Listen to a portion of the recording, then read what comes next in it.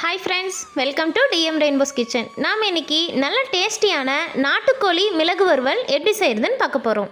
மசாலா எல்லாமே நல்லா வறுத்து அரைச்சிட்டு செய்யக்கூடிய இந்த டேஸ்டியான நாட்டுக்கோழி வறுவலை இட்லி, தோசை, ஒயிட் ரைஸ் கூட சேர்த்து சாப்பிடும்போது சூப்பரான காம்பினேஷனாக இருக்கும்.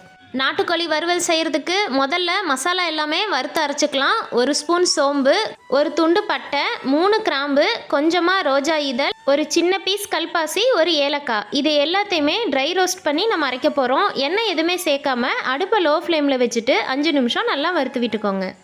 இப்போ இது கூடவே 2 ஸ்பூன் மல்லி விதை சேர்த்துக்கோங்க. நம்ம சேர்த்துருக்க இந்த அளவுகள் எல்லாமே 1/4 கிலோ நாட்டுக்கோழி கறிக்கு சரியாக இருக்கும். நீங்கள் அதிக அளவில் செய்கிற மாதிரி இருந்ததுன்னா நம்ம சேர்த்துருக்க மசாலா பொருட்களோட அளவையும் அதிகம் பண்ணிக்கோங்க. லைட்டாக கலர் மாறினதுக்கப்புறம் முழுமையாக ஆற வச்சுட்டு மிக்சி ஜாரில் சேர்த்து கொரகொரப்பாக பவுடராக அரைச்சி எடுத்துக்கோங்க.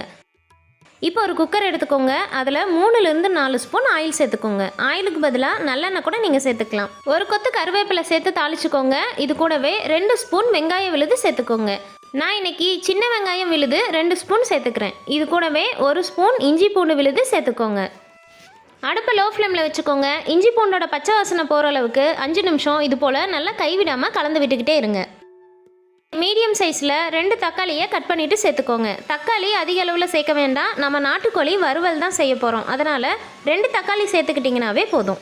தக்காளி இது போல் நல்லா குலைவாக வதங்கி வர அளவுக்கு வதக்கி விட்டுக்கோங்க. இப்போ நம்ம நாட்டுக்கோழி கறி சேர்த்துக்கலாம். நான் 1/4 கிலோ அளவு நாட்டுக்கோழியை நல்லா க்ளீன் பண்ணிவிட்டு சேர்த்துக்கிறேன்.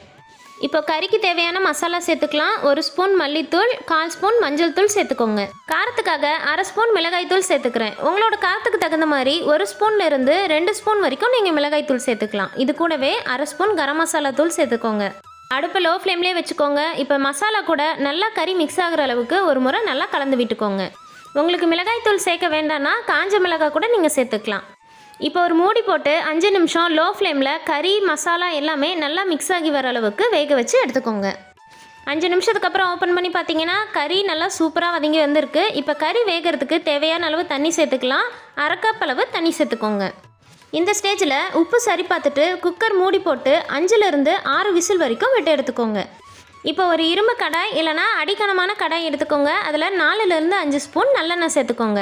நல்லெண்ணெய் சேர்த்து நாட்டுக்கோழி வறுவல் செய்யும்போது டேஸ்ட் ரொம்பவே சூப்பராக இருக்கும். இப்போ எண்ணெய் நல்லா சூடானதுக்கப்புறம் மீடியம் சைஸில் ஒரு பெரிய வெங்காயம், கொஞ்சமாக கருவேப்பிலை சேர்த்து தாளிச்சுக்கோங்க. வெங்காயம் சேர்த்துட்டு 2 நிமிஷம் மட்டும் நல்லா வதக்கி விட்டுக்கோங்க. ஃப்ளேவருக்காக 2 காஞ்ச மிளகாய் சேர்த்து தாளிச்சுக்கோங்க. நீங்கள் விருப்பப்பட்டால் தாளிக்கும் போது 10 காஞ்ச மிளகாய் வரைக்கும் சேர்த்துக்கலாம். நல்லா ஒரு முறை வதக்கி விட்டுட்டு நம்ம ஏற்கனவே வேக வச்சு எடுத்து வச்சுருக்கோம்ல அந்த நாட்டுக்கோழி கறியை மசாலாவோடு சேர்த்து இது கூடவே மிக்ஸ் பண்ணிக்கோங்க. அடுப்பை ஹை ஃப்ளேமில் வச்சுக்கோங்க. இந்த கிரேவி எல்லாமே நல்லா வற்றி நல்லா ட்ரையாக வறுவலாக வர அளவுக்கு கலந்து விட்டுக்கிட்டே இருங்க. இந்த ஸ்டேஜில் நம்ம வறுத்து அரைச்சி வச்சுருந்தோம்ல மசாலா பொடியை இது கூடவே சேர்த்துக்கோங்க. உங்களோட காரத்துக்கு தகுந்த மாதிரி 1 ஸ்பூன்லேருந்து 2 ஸ்பூன் வரைக்கும் மிளகுத்தூள் சேர்த்துக்கோங்க. இப்போ நல்லா ஒரு முறை மிக்ஸ் பண்ணி விடுங்க. நாம் ஏற்கனவே நாட்டுக்கோழி கறியை குக்கரில் இஞ்சி பூண்டு மசாலா கூட சேர்த்து விசில் விட்டு இறக்கியிருக்கோம். அதனால் கறி நல்லா சூப்பராகவே வெந்து வந்திருக்கு. நாட்டுக்கோழி கறி நம்ம சேர்த்துருந்த மசாலா கூட நல்லா மிக்ஸ் ஆகி இது போல் எண்ணெய் பிரிஞ்சு வந்ததுக்கப்புறம் கடைசியாக மல்லி இலை தூவிட்டு அடுப்பை ஆஃப் பண்ணிவிடுங்க.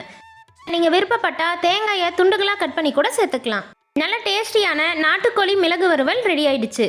இந்த ரெசிபி உங்களுக்கு பிடிச்சிருந்ததுன்னா லைக் பண்ணுங்கள். உங்கள் ஃப்ரெண்ட்ஸ் கூட நிறைய ஷேர் பண்ணுங்கள். மறக்காமல் டிஎம் ரெயின்போஸ் கிச்சனை சப்ஸ்கிரைப் பண்ணிக்கோங்க. தேங்க்யூ.